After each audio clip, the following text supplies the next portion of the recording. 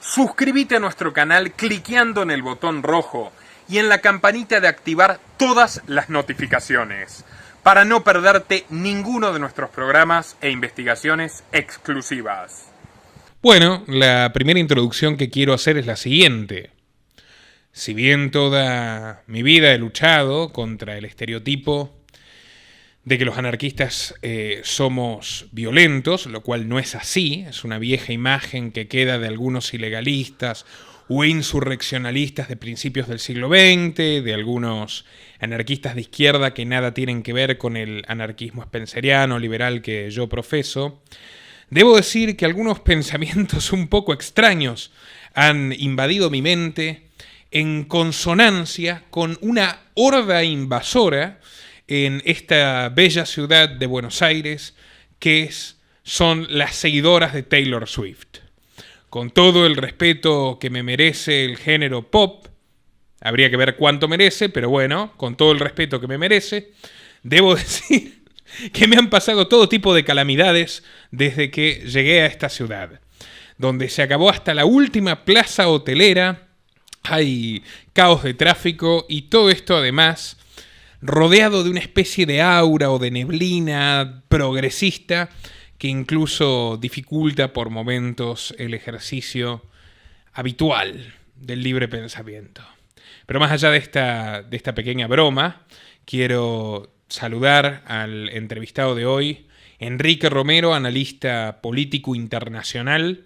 Muchos lo conocen por su programa de radio, por sus participaciones en Canal 26 y seguramente por su canal de YouTube, el canal de Quique, que lleva muchísimos años hablando de temas interesantes, de temas espinosos en esta plataforma.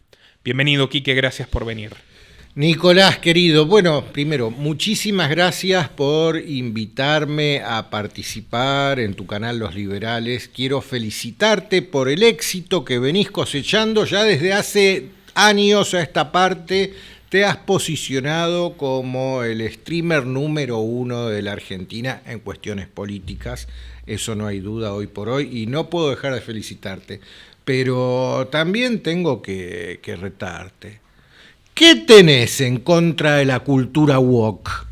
¿Qué tenés? Gracias a esta chica tan bonita, Taylor Swift, la cultura woke pudo instalarse como el eje central del pensamiento de toda la juventud. Y atrevete a desafiarla, atrevete a desafiar a esta generación de cristal que todo lo ofende, todo, no hay cosa que no los ofenda. Nosotros ya nos quedamos en el siglo, ni siquiera en el siglo XX, en el siglo XIX, en el siglo XVIII nos quedamos. Somos retrógrados frente a la imposición del pensamiento que ha hecho la cultura woke. Y Taylor Swift, no hay duda de que es su abanderada. No hay duda de eso. Yo no entiendo por qué tiene que ideologizar. Bueno, sí, claro que entiendo por qué tiene. Pero bueno, no entiendo por qué nadie escapa de la regla de ideologizar.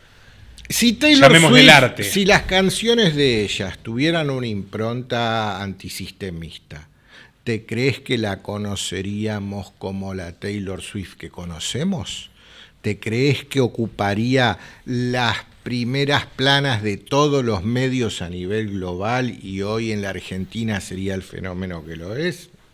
Tengo mis dudas. Definitivamente no, pero entre ser antisistema y ser un progre militante hay varios grises por los cuales no pasan estas celebridades. Pero bueno, sí, se pronunció una pronunciación masiva a favor de Sergio Massa, lo cual parece que es una constante, tanto en Estados Unidos como en España, donde vaya, hace un pronunciamiento en torno a lo que parezca que es de izquierda. Digo que parece porque realmente hay que reírse un poco, ¿no?, de los que están votando ahora al comandante Sergio Deng Xiaoping, como lo llama Carlos Maslatón. Vos fíjate, hasta la propia cola de entrada al estadio River se ha convertido en un campo de batalla electoral para el domingo de la semana que viene. Porque repartían unos afiches que te hablaban de no votar a Milei, Y las Swifties con mucho ingenio y con un marcador nomás, simplemente corregían con los signos de exclamación y de puntuación el texto y decían no, coma, votá a Milei en exclamación. O sea, tenemos dos facciones dentro de la Swifties.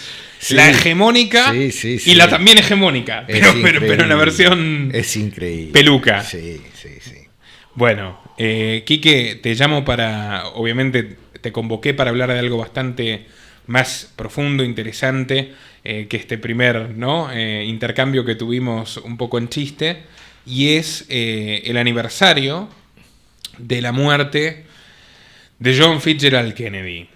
Llama mucho la atención que Estados Unidos, que tiene ya una idiosincrasia de jactarse de ser la democracia más antigua en pie del mundo, lo cual es extraordinariamente discutible, pero a los hechos me remito. Han sido varios los presidentes asesinados, el último de ellos es Kennedy, aunque también se intentó con Reagan y ahí ya se habrá llevado los secretos. Yo estoy convencido de que a Reagan ese intento de asesinato fue un intento exitoso. Ahora volvemos sobre el tema Reagan, pero seguí, no quiero interrumpirte.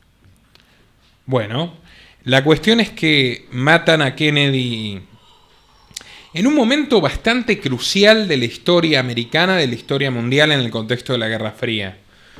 Hay que considerar que la década de los 60s y comienzos de los 70s, vos tenés la lucha contra la segregación racial, en la cual hizo llamale su aporte desde la política, por más que fue algo que nació de movimientos ciudadanos y demás. También surge la llamada contracultura, muchas infiltraciones de distintos servicios de inteligencia, en lo que se puede decir es el movimiento hippie, el feminismo de segunda generación, encabezado por una confesa agente de la CIA, Gloria Steinem, hoy casada con un multimillonario y amiga de la realeza británica. Y luego verás, bueno, el fin definitivo del patrón oro con Nixon, es la década de Vietnam, a la que en principio Kennedy se opuso, y eso no le cayó bien a mucha gente. Entonces fue una etapa muy convulsa de cambios inmensos para todo el mundo. En esa década, de hecho, más de la mitad del planeta estaba bajo la órbita de regímenes comunistas, y la retórica de la Guerra Fría, detrás de la cual ya sabemos que por supuesto en los dos bandos tenemos una élite bancaria muy contenta, tanto con Moscú como con Washington, claro que sí, hace especialmente interesante este fenómeno. Vos le dedicaste un video muy interesante a la muerte de Kennedy, que ya tiene unos años y que se super viralizó. Yo recomiendo que lo visiten en tu canal. Contanos todo lo que quieras sobre John Fitzgerald Kennedy y su final. Bueno, este 22 de noviembre se cumplen 60 años ya de su asesinato. Es hora de que se sepa la verdad. Así todo, no se terminan de desclasificar los documentos. Trump prometió que los iba a desclasificar, terminó su gobierno y no lo hizo. Desclasificó todo lo que él pudo. Está claro que ya hay ciertos documentos que, por más voluntad que tenga quien ocupe la Casa Blanca, se choca con una pared a la hora de desclasificarlos. Eso le pasó a Trump. Pero si queremos saber qué pasó con Kennedy y a sus 60 años de su muerte, yo mismo estaba en el vientre materno cuando lo asesinaron. Vayamos al Sherlock Holmes básico. Follow the money. Follow the money. Se han tejido millones de teorías de la conspiración simplemente para distraer la verdadera causa de por qué lo mataron a Kennedy. Y esta causa se inicia el 4 de junio de 1963 con la Executive Order 11.110. Acá en la Argentina a lo que ellos llaman Executive Order, nosotros lo llamamos DNU, Decreto de Necesidad y Urgencia. La Executive Order 11.110 marcaba el final de la Reserva Federal. Para entender esto, hay que terminar de entender de una buena vez cómo es la génesis del dinero. Y déjame acá hacer un paréntesis para dejar de hablar del tema Kennedy y comenzar a hablar del tema dinero. Follow the money, Sherlock Holmes básico. La génesis del dinero hoy, acá en la Argentina, en el mundo y principalmente en los Estados Unidos, el dinero nace como una deuda. Tanto que hablan de que le dan a la maquinita, y genera inflación, todo eso es falaz. A lo que le dan es a la máquina de generar deuda, porque por cada billete que sale de una imprenta, previamente se generó un contrato de deuda. Ese contrato de deuda promete un interés sobre un billete que ni siquiera se imprimió. Y vamos al ejemplo de los Estados Unidos. Después lo traemos acá. Este ejemplo es muy fácil de traerlo acá. La génesis del dólar es, para que exista un dólar, primero el Tesoro norteamericano, el gobierno de los Estados Unidos, el Departamento del Tesoro, que es nuestro equivalente al Ministerio de Economía, tiene que emitir un título de deuda que se llama bono del Tesoro norteamericano, el famoso bono del Tesoro norteamericano. Ese bono del Tesoro norteamericano promete pagar un interés que no lo decide siquiera el propio Departamento del Tesoro norteamericano, sino que lo deciden los que están del otro lado del mostrador, los banqueros de la Reserva Federal. Hay que tener en cuenta esto hasta se lo puedes preguntar a los más encumbrados economistas, que son todos una manga de payasos, hasta esos que gritan viva la libertad, carajo. La Reserva Federal es un banco privado, no tiene nada que ver ni con el gobierno de los Estados Unidos, ni con el Estado de los Estados Unidos, ni con el pueblo de los Estados Unidos. Es propiedad de un grupo de banqueros, básicamente 8 familias. Coludidos con el gobierno, con los sucesivos gobiernos. Obviamente, ellos deciden quién va a ocupar la Casa Blanca. Lo deciden ellos. Y ahora, si querés, esto es lo que nos va a traer después al asesinato de Kennedy. Bien, volviendo al tema, para que nazca un dólar, el Tesoro tiene que emitir el bono del Tesoro. Ese bono del Tesoro se lo entrega a la Reserva Federal. La Reserva Federal tiene una imprenta, e imprime $1. Y si el bono del Tesoro era por $1 y prometía un interés en este momento de 5,25%, ese 5,25% no está contemplado en el dólar que se está imprimiendo. Entonces ya de por sí estoy generando una deuda sobre un dinero que no existe, sobre una riqueza que no se inventó, que no se creó, ya le estoy generando una deuda. Eso pasa en Estados Unidos, pasa acá, pasa en todos lados. Acá cuando hablan del Festival del Elix, esa es la verdadera maquinita. ¿Qué es la LELIQ? Es el equivalente al bono del Tesoro norteamericano. Acá es lo mismo. Para que el Ministerio de Economía pueda imprimir, como dicen, o darle a la maquinita, no le da la orden a la Casa de la Moneda, donde está la imprenta, que impriman sobre papel billetes. No, le vende a los bancos LELIQs. Los bancos compran esas LELIQs y una vez que los bancos compraron esas LELIQs, se puso en circulación la suma indicada en la cantidad de LELIQs colocada. Esa es la maquinita, así funciona. Y esas LELIQs prometen un pago de interés que encima acá en la Argentina está por arriba del 137%. Fue el último dato que rescaté hace 10 días, no sé ahora, hoy, en cuánto estará. La gran diferencia que, por ejemplo, el profesor Ancho Bastos llama el privilegio exorbitante, esto en apoyo de tu punto, es que los Estados Unidos se han dado el privilegio de utilizar este mecanismo a piacere, sin comerse ellos toda la inflación generada, claro, exportándosela al mundo a punta de pistola a partir de los acuerdos de Bretton Woods, que fueron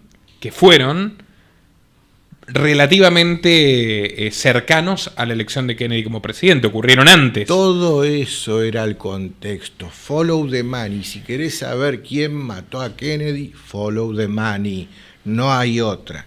Entonces, bueno, si entendemos esto, cómo se crea el dinero, cómo se emite el dinero, la génesis del dinero y la mentira en la cual están comprometidos todos, absolutamente todos los economistas, para seguir reafirmándonos en este culto a esa magia babilónica que es la creación del dinero y sus misterios. Recién ahí podemos ahora abordar el asesinato de Kennedy. La Executive Order 11.110 le quitaba a la Reserva Federal la capacidad de imprimir dinero. Se la quitaba. Los billetes de los Estados Unidos que entraron en circulación ese día ya no decían más arriba de todo, porque siempre para comprender todo, mira, para comprender desde qué es un Estado-nación soberano hasta para comprender qué es el dinero, hay que agarrar sus documentos básicos y leerlos. El documento más básico que emite un Estado-nación soberano a través de su señoriaje es el billete, la moneda. Por algo Jesús, cuando le mostraron una moneda y vio la cara del César, dijo para el César lo que es del César. Bien, ¿qué es lo primero que dice un billete hoy de los Estados Unidos? Federal Reserve Note, el encabezado, la primera línea que uno lee. Federal Reserve Note, o sea, billete de la Reserva Federal. No es un billete de los Estados Unidos, es un billete de un banco privado que se llama Reserva Federal. Los billetes de la serie 1963 que emitió Kennedy, la Executive Order 11.110, decía United States Note, el encabezado, reemplazaba a la Reserva Federal. Ahí fue donde Kennedy firmó su sentencia de muerte. ¿Cómo le va a hacer esto a los banqueros? Quitarles el privilegio de imprimir, de crear dinero de la nada, y que encima de que crearon el dinero de la nada, vos todavía les debés. Y les debés en una bola de deuda gigantesca que hoy en los Estados Unidos está a punto de estallar. Triplicando el Producto Bruto Interno. Obviamente. Y además, miremos, Quique, ¿no? Vos lo sabés, In God We Trust, arrogándose ellos los poderes divinos de decidir qué es lo que tiene que ocurrir en la economía mundial, manejar la tasa de interés. Entonces, en ese sentido, desafiarlos era visto como una herejía. Es que provocaba la ira. Esta magia negra babilónica, que es el dinero, es una religión. Bueno, el dinero fiduciario. Es una religión. Es decir, el dinero fiduciario. Vamos al dinero real, después lo charlamos. Pero es una religión, es una magia, es una prestidigitación. Por algo los bancos simulan templos en su arquitectura. Los bancos, cualquier banco ahora en el siglo XXI no, pero si vamos a los grandes bancos construidos en el siglo XX, el más notable, la Casa Central del Banco de la Nación Argentina, si querés, anda ahí, simulan templos en su arquitectura. La propia imagen del banquero modelo siglo XX simulaba al sacerdote, un tipo vestido de negro, que usa camisa de cuello blanco, hasta usaban unas cosas acá en las mangas blancas, decían que era para no mancharse, y unas viseras negras, era para que la luz no los distraiga mientras cuentan los billetes.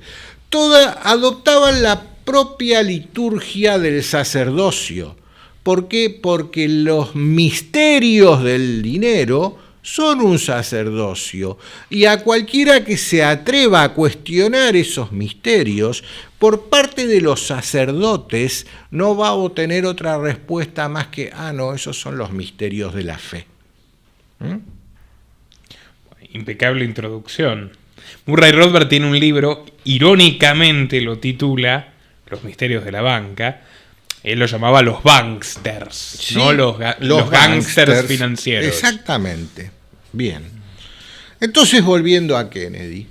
Kennedy osó, el 4 de junio de 1963, quitarles el privilegio de imprimir el dinero del mundo, el dólar, a estas 8 familias mafiosas banksters que son los propietarios del Banco de la Reserva Federal de los Estados Unidos. Eso obviamente terminó el 22 de noviembre. ¿Cuánto hay el 4 de junio al 22 de noviembre? 4 meses. 5 meses y 18 días. Si bueno, no me falla. Eso fue lo que tardaron en organizar el complot que llevó al asesinato. ¿Quién estuvo al frente de esa organización, de ese complot? Una joven promesa muy trabajadora y muy comprometida con la causa dentro de las filas de la CIA. Ese señor se llamaba H.W. Bush. Herbert Walker Bush, que en aquel entonces no era más que un alto jerárquico, pero no pasaba de ahí, de la CIA. En premio a su buen desempeño ese día, luego fue director de la CIA, en premio, tanto premio, luego fue vicepresidente con Ford, y en premio más premio, lo dejaron ser presidente de los Estados Unidos, y para premiarlo más todavía, hasta dejaron que su hijo sea presidente, y casi lo es su otro hijo, que también fue gobernador de Florida. Fue el vice de Reagan. Sí. El que eventualmente... De Reagan, no de Ford, perdón, de Reagan. A eso voy. Adelante, Quique. Ya que lo mencionaste a Reagan. Fueron realmente exitosos en el intento de asesinato de Reagan cuando le pegaron un en el estómago mientras se bajaba del auto. Murió. Reagan era un actor de Hollywood y era un actor de escenas de riesgo, a caballo.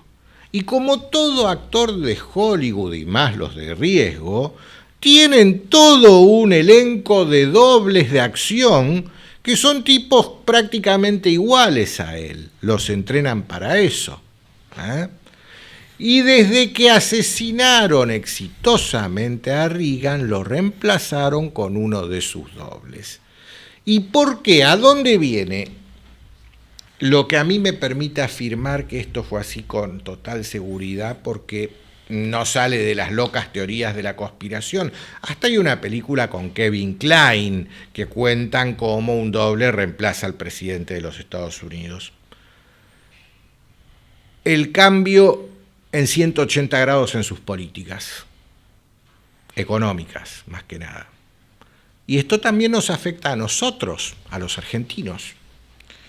Muy bien describe lo que estoy por contar Naomi Klein en su libro La doctrina del shock. También está el documental sobre la doctrina. Yo la conocí en persona, a Naomi Klein, acá en Buenos Aires. Hasta tengo el libro firmado y dedicado por ella. La doctrina del shock. La escuela de Chicago, con Milton Friedman a la cabeza, en aquel entonces quería imponer en todo el mundo sus doctrinas de la teoría cuantitativa del dinero. Cuantitativa. ¿Cómo es la teoría cuantitativa? Se refiere a la cantidad de dinero en circulación y que a esa cantidad la podemos regular de acuerdo a cómo se va calentando o enfriando la rueda virtuosa de la economía, si queremos que gire más rápido o más despacio, y ese combustible que la acelera o la detiene es la tasa de interés. Solo en eso se basaban las teorías de los Chicago Boys de la escuela de Chicago de Milton Friedman. Esas doctrinas tenían mucha resistencia en todo el planeta. Para instaurarlas en la Argentina y Chile, tuvieron que traer 2 dictadores, Pinochet y Videla. Nuestra historia con Videla y Martínez de Oz, que era uno de los Chicago Boys, ya la conocemos. Los chilenos pasaron por el mismo proceso. Lo que todo el mundo desconoce es lo que se denominó Reaganomics. No eran más que las mismas doctrinas, exactamente las mismas, que Reagan, cuando le llevaron la carpetita, dijeron: váyanse todos a cagar, ni en pedo voy a hacer esto. Esto es condenar al pueblo norteamericano a la usura del interés del dinero. Así reaccionaron los que le llevaron la carpetita. Uy, sí, perdón por molestarlo. Bueno, el tipo baja en el ascensor para subirse al auto y viene un tipo con una pistola y pum, le manda un en el estómago. Permitime hacer una digresión. Sí. Nunca en mi vida escuché lo que planteaste de Reagan. Sí. Me genera, con todo respeto, Obviamente, dudas. como toda teoría de la conspiración, la primera vez que uno la escucha, a ver, es la nena, estás loco, es negación siempre. Pero muchas son teorías de la conspiración, realmente. Pero siempre follow the money. ¿No considerás que el atentado a Ronald Reagan puede haberlo forzado a cambiar su rumbo económico, por más que haya sobrevivido? El tipo sobrevivió. Bueno, si yo no cambio mis políticas económicas, van a terminar conmigo en forma definitiva. Ya el tipo se había comido el balazo. Yo estoy convencido de que fueron exitosos, porque una persona no cambia de una manera tan radical en su discurso de la noche a la mañana. No, me cuesta mucho creer. Está bien, era actor, el tipo estaba acostumbrado a que le entreguen un guión e interpretarlo. Tengamos en cuenta eso. Fue gran propagandista, también. ¿Te acordás de la General Electric? Sí. Y el presidente del sindicato de actores. Sí. Tenía mucha... Reagan era un actor. Zelensky en Ucrania es un actor. ¿Cómo es posible que los actores llegan a los gobiernos? ¿Quién los contrata? Obviamente el guionista los contrata. Bueno, hay mucho de teatro y de puesta de escena en la película, ¿no? En la película política. Sí. El sufrimiento de los ucranianos es totalmente real. Ese sí, ese es real. Quique, lo de Reagan está para discutirlo, Sí. pero volviendo a Kennedy.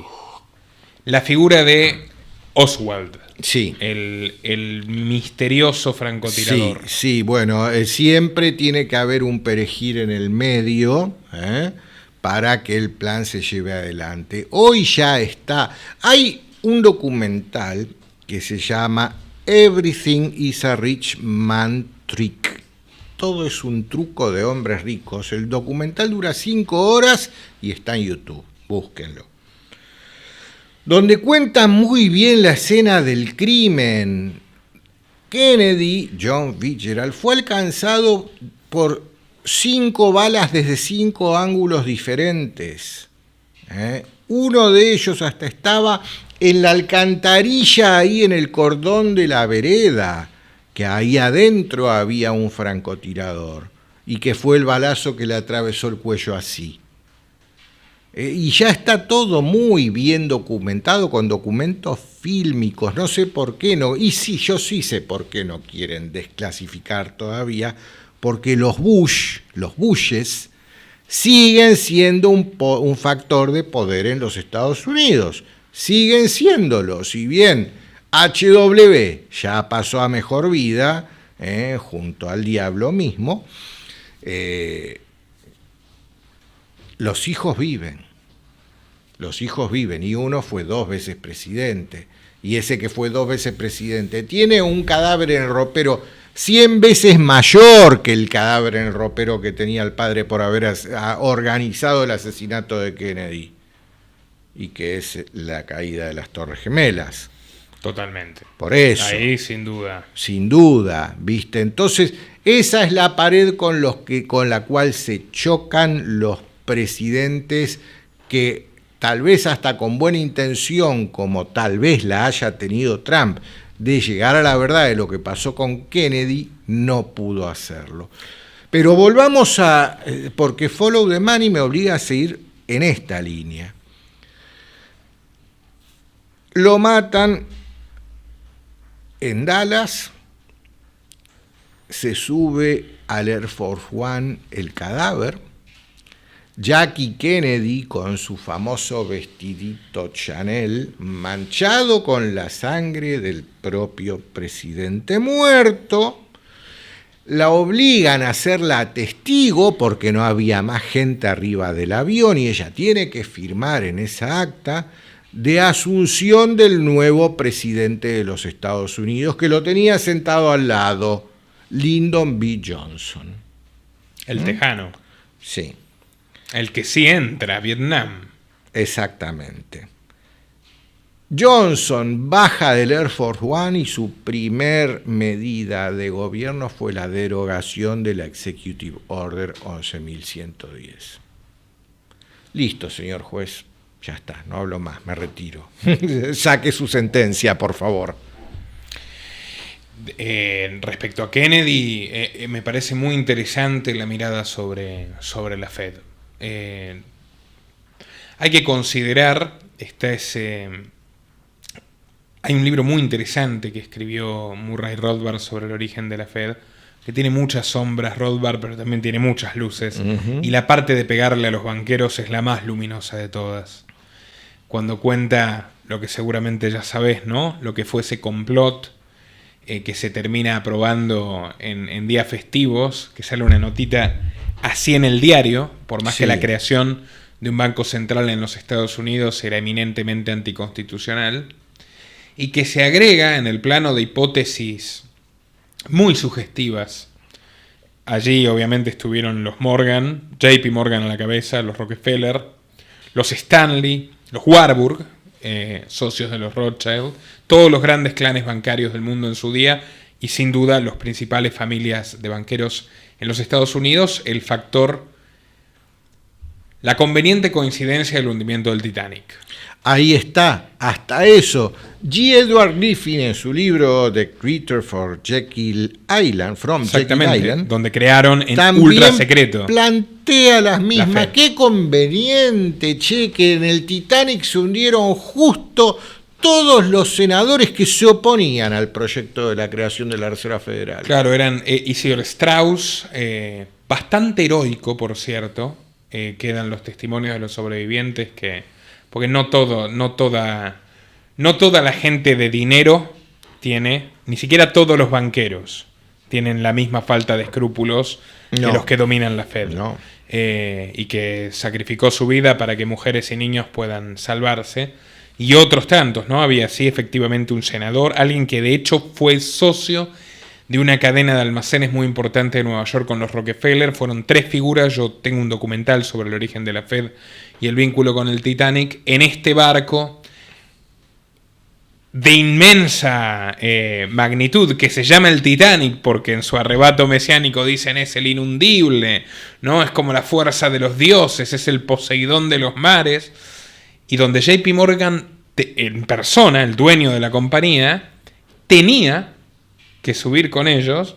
Muestra de confianza de su barco era que él iba a estar, por supuesto, pero a último momento se baja y se queda en Inglaterra. Y bueno, pasó lo que pasó. Los únicos magnates influyentes que se oponían férreamente al monopolio de la creación del dinero. Keynes en su libro... Es verdad que se arrepintió, ¿eh? Sí, es se cierto. arrepintió, ya lo sé, es un tipo honesto, eso habla de Te doy la razón. de honestidad. Keynes mismo, en su libro, dice, la historia económica mundial tiene mucho más para aprender de un tipo como Silvio Gesell que de un tipo como Karl Marx. Igual yo creo que con el dinero oxidable de Gesell la hiperinflación sería intergaláctica. No, a ver, ok, el concepto del dinero oxidable en el siglo XIX hubiera funcionado. En Borgl, en Austria, se hizo también un experimento y funcionó a pequeña escala, y también se hizo en los 60. Hoy por hoy, ¿qué es la CBDC que nos quieren vender? Es parecida. Más que dinero oxidable. Totalmente, absolutamente. Es eso. Absolutamente. Sí, totalmente. Dinero con fecha de vencimiento. Que el gobierno te puede cancelar. A ver, ¿qué son las millas? Vos que volás mucho, juntás millas. Pero las millas que juntes tienen fecha de vencimiento. Totalmente. Y si no las cambiaste rápido antes, se te vencieron y las perdiste a la basura. Bueno, eso es lo que nos van a hacer con el dinero. Las CBDC apuntan a esa dirección, aparte de un montón de cosas más. No entremos ahora en eso, pero bueno, sí sepamos que es lo que viene, es lo que quieren hacer los señores de la Reserva Federal, en combinación con los señores del Banco Central Europeo, en combinación con todos los bancos centrales del planeta dirigidos desde la batuta de Basilea, y no por nada Massa, en el debate presidencial, anunció, siendo el ministro de Economía, un tipo que dice un anuncio de esa naturaleza, y se lo tomo en cuenta, porque el tipo todavía no será presidente, pero hoy sí es el ministro de Economía, y hoy anunció, hoy no, hace un mes, que están trabajando en la instrumentación de la moneda digital argentina, el CBDC argentino. Por eso Susan Siegel, que viene desde el Council of America a tomar el examen, lo apoya tanto y dice, mi amigo Sergio, que fue hace tantos años que trabajamos juntos. Fue la secretaria de David Rockefeller, ¿sabías? Claro, sí. Antes de que le digan, avanzar en este proyecto, Susan era la que literalmente atendía el teléfono y tomaba nota de las entrevistas de David Rockefeller, el último gran jerarca Rockefeller.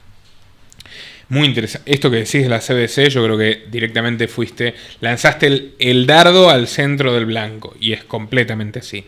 Totalmente así. Uh-huh. Quiero agregar, y después retomar brevemente lo de Gaulle, pero quiero agregar una cosa. Sergio Massa, con su asesor, pongamos nombres y apellidos, ¿no? Por más que esta gente es bastante turbia.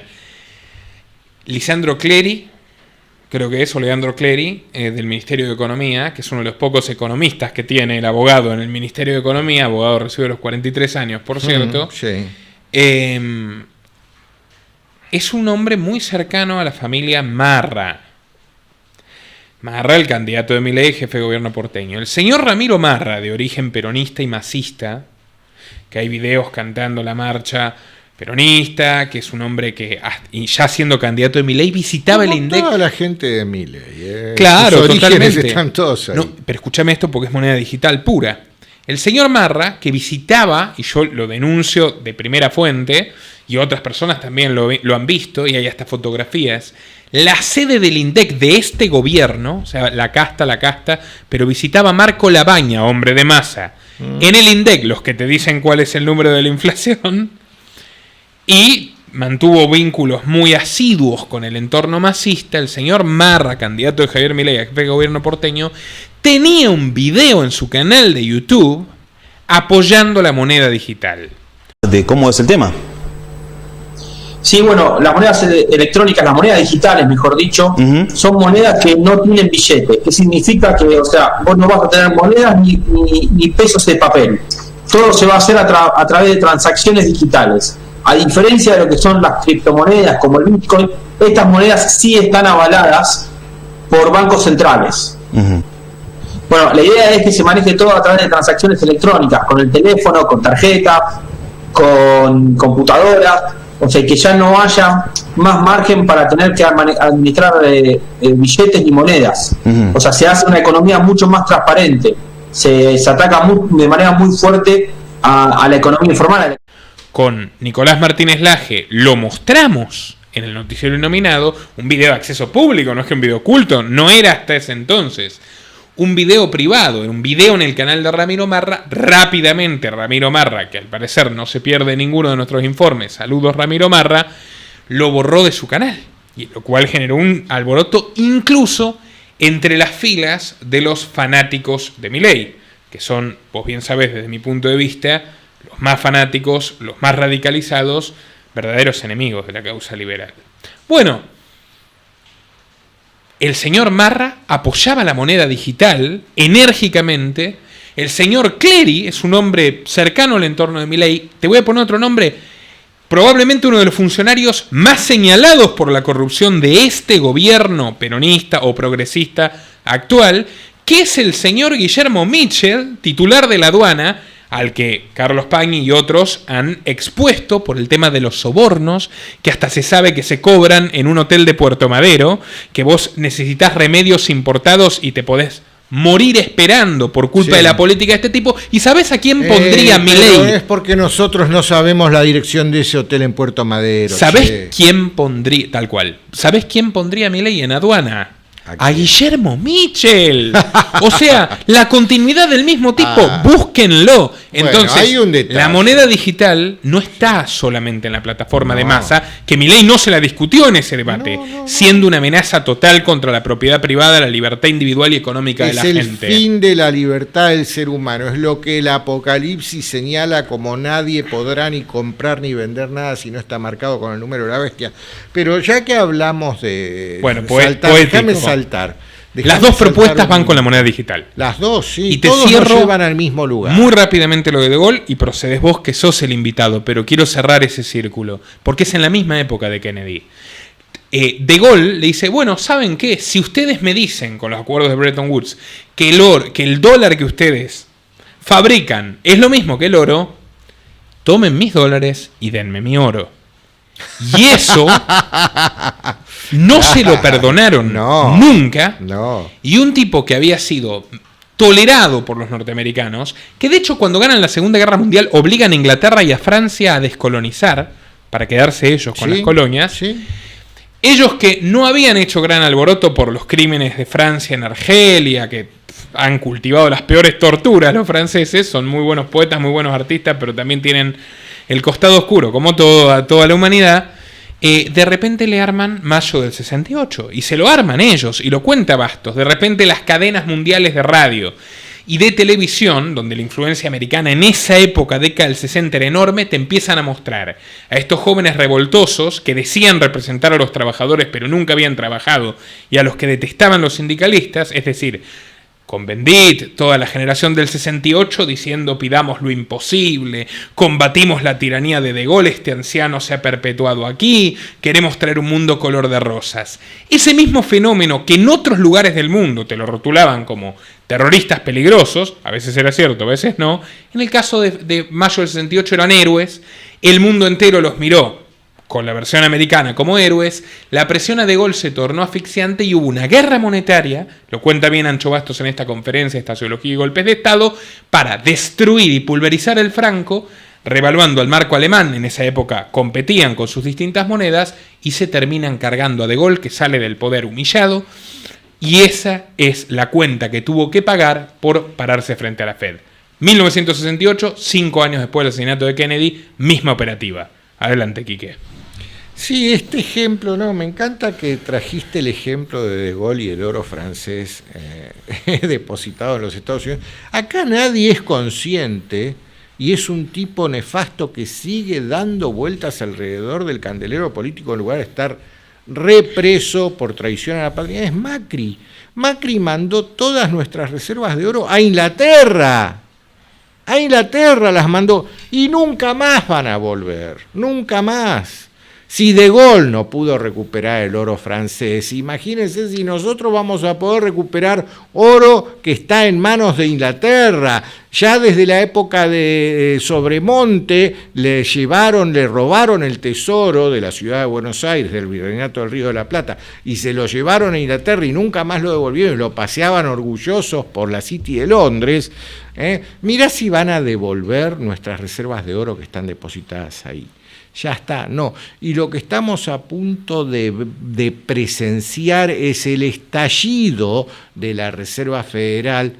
Solve et coagula, recién vos me mostrabas.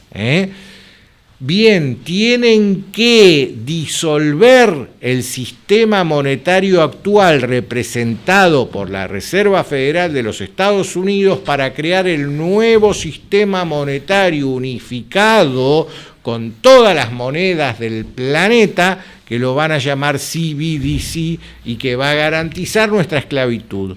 Estamos a punto de presenciar eso. Yo lo digo para los próximos 24 meses. En meses ya te lo digo que lo vamos a presenciar. Pero la gente no se da cuenta. La gente sigue pensando en alternativas más a Milei. Y esto te quería comentar. Otra cosa que pasó totalmente desapercibida, que vos citabas en las listas de Milei, gente de Massa. Que ya se está yendo. Sí, están abiertamente, demostrando que todo lo que dije hace 2 años es completamente cierto. Se van con el peronismo. Los votaron para estar con Milei y ahora se van con el peronismo porque es lo que siempre fueron, masistas. Sí. Salió en el Diario de la Nación. Hace un mes prácticamente, un poco más tal vez, una nota que le hacían a Ramiro Agulla. Ramiro Agulla es uno de los manos, creo que para mí, lo conozco en persona, es el prócer de la publicidad argentina moderna. Él y su socio Carlos Bacchetti, genialidades de la publicidad han hecho, pero en lo que hace campañas políticas es el artífice del dicen que soy aburrido de la Rúa y muchos otros. Dicen que soy aburrido. Aburrido. ¿Será que no manejo Ferraris?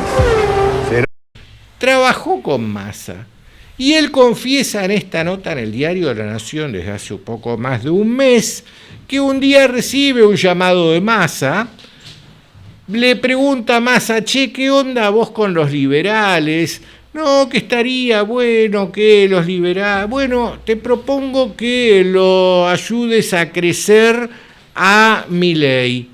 Ah, sí, ¿de dónde va a salir la plata? Vos no te preocupes, yo me voy a encargar de que la plata la ponga Urnequian, que nos debemos favores mutuamente. Confesión de Ramiro Agulla publicado en el Diario de la Nación con la firma de Hugo Alconada Moon. En el transcurso de 48 horas, el hábil señor Urnequian, al que le dediqué un documental, invito a la gente a que vea quién está detrás de Milei, le dijo al Financial Times que Milei era un hombre muy serio, un economista muy confiable, y almorzó con Massa. Almorzó con Massa en una conferencia pública. Luego de decir además que Patricia Bullrich le generaba una gran esperanza. Esa es la naturaleza de los plutócratas. Vos mencionabas lo del Loro Quique. No hay que olvidar en esta trilogía magistral de ese riguroso historiador que fue Anthony Sutton, Wall Street y la Revolución Bolchevique, Wall Street y Franklin Delano Roosevelt, y Wall Street y el auge de Hitler, que esos 3 fenómenos, a los que Sutton llamó respectivamente socialismo bolchevique, socialismo corporativo, el de Franklin Delano Roosevelt, padre de la progresía del Partido Demócrata, y socialismo nacionalista, tenían la misma visión contra el oro. Los primeros, por supuesto, en expropiarle el oro a su gente fueron los comunistas. Bukharin, que era uno de los grandes teóricos también, de la revolución bolchevique, dijo: hay que liquidarlos con la inflación. La inflación es un arma destructora del capital y de la propiedad de los rusos. ¿Y detrás quiénes estaban? Los Warburg y los Rothschild, financiando a la Unión Soviética, y están las pruebas documentadas en el libro de Sutton. Los mismos de siempre. Y luego, bueno, Trotsky estaba casado con la hija de uno de los de la casa Kuhn-Leib. Claro, y además hay que hablar de la figura extraordinariamente ocultada de la historia, que es el gran amigo de Trotsky, Alexander Parvus, que ambos intentaron el golpe de 1905, nacido Israel Gelfand. Alexander Parvus fue realmente el que concretó la revolución comunista, fue el que consiguió la financiación alemana en la Primera Guerra Mundial y la financiación de los bancos de Estados Unidos. De hecho, Trotsky estuvo viviendo en un hotel de 5 estrellas en Estados Unidos, pagado por Parvus, para llevar adelante el golpe bolchevique contra el zar. ¿Vos sabés qué significa, irónicamente, bolchevique en ruso? ¿Qué? Bolchevique significa mayoritario, pero la realidad es que el partido bolchevique en un país de más de 100 millones de habitantes tenía solo 1000 miembros. Lograron hacer la revolución en el contexto de la guerra mundial, con una tensión social extrema, con el dinero de Wall Street, y lo lograron a través de esta figura Alexander Parvus. Lo importante no es tener 1000 seguidores. Lo importante es tener $1.000 millones. Compraron policía. Con los $1.000 millones haces lo que querés. Compraron medios, compraron a la inteligencia zarista para que traicione al zar, a la Ojraná, la temible Ojraná, que iba a ser la génesis de la KGB, y se lo llevaron puesto. Y inauguraron una dictadura genocida que será recordada por siempre en los libros de historia. Ahora, Franklin Delano Roosevelt, que se perpetuó en el poder y se hubiera quedado 20 años... si no fuera porque se topó con los límites de la biología. Era un tipo que censuraba a los disidentes, que utilizaba al FBI para perseguirlos y chantajearlos, que puso una ley donde te encarcelaban y te deportaban. Nada que no estemos viendo ahora acá con por el supuesto. kirchnerismo. Pero ¿cuál fue la política? Acá no inventaron nada. ¿Cuál fue la política tiránica crucial de Franklin Delano Roosevelt? Ordenó la confiscación del oro de los ciudadanos. Sí. Y tiene un ensayo Sí, donde sí, dice, sí, antes de la guerra, yo pienso lo mismo que Hitler sobre el oro. Y estaban todos en la... O sea, el dictador alemán, el dictador estadounidense y los dictadores rusos tenían la misma postura contra el oro porque detrás de ellos estaban los enemigos del oro, es decir, del dinero real, que eran los dueños de la alquimia monetaria, lo que vos dijiste. Decía Solvet Coagula, acá este bello encendedor Sipo tiene ese lema impreso, que es el lema de la alquimia, y me lo regaló mi querido Nicolás Martínez Laje, que lo estoy mirando ya nos está esperando para entrar en breve. ¿Qué más querés contarnos, Quique? Mirá, vos mencionabas al ascenso de Hitler recién. El ascenso de Hitler también fue financiado no solamente por los banqueros de Wall Street, sino por el propio Prescott Bush. El abuelo. El padre de H.W., el abuelo de George. O sea, es una nefasta familia que viene manejando los destinos de Estados Unidos, por ende de la humanidad desde ya aquella época. ¿Y qué hizo Prescott Bush? Fue el artífice de que grandes corporaciones norteamericanas se beneficiaran del trabajo esclavo al cual se los imponía a todos los que terminaban en los campos de concentración. Eran campos de trabajo forzados. Donde murieron muchísimas personas. Al que se negaba a trabajar lo exterminaban, ese es otro detalle, no hay duda de eso. Y crimen después, monstruoso de los peores de la historia de la y humanidad. después, cuando el Tercer Reich entra ya en la etapa final, próximo a perder la guerra, y se cortan las líneas de suministros, tanto de entrada como de salida de los campos de concentración. Las de entrada eran las que llevaban los productos a manufacturar, las de salida eran las que se llevaban los productos manufacturados. Cuando eso se cortó por los bombardeos, ahí sí comenzó el exterminio de todos los que estaban adentro de los campos de concentración, que no eran solamente los judíos. Por supuesto, todos los eran disidentes, todos los prisioneros de guerra. Gitanos, testigos de Todo Jehová, disidente, liberales, comunistas, todo indeseable, todo al que no me gusta te mando al campo de concentración. que es la naturaleza horrorosa del fascismo. Exactamente. Quique, pero es muy interesante que IG Farben, que era esta Exacto. mega compañía, Bien, ahí tenés un ejemplo. Bayer, todas las compañías alemanas, había guerra total. Vos como ciudadano estadounidense no podías intercambiar comercialmente con un alemán, el alemán no podía intercambiar con el estadounidense, que es lo habitual en esa expresión horrorosa que es la guerra de nuestra humanidad, que es lo más oscuro. Tenemos cosas geniales y tenemos cosas terribles, la guerra probablemente es lo más terrible, pero sin embargo jamás dejaron de operar General Motors, ¿no? General Electric, las fábricas americanas en Estados Unidos, esto lo documenta y Sutton. explotaban la mano de obra esclava de los campos de concentración. Empresas Totalmente. como Colgate, que acá la conocemos como Colgate, la Shell misma, que era la proveedora del combustible que movilizaba la fastuosa maquinaria de guerra nazi.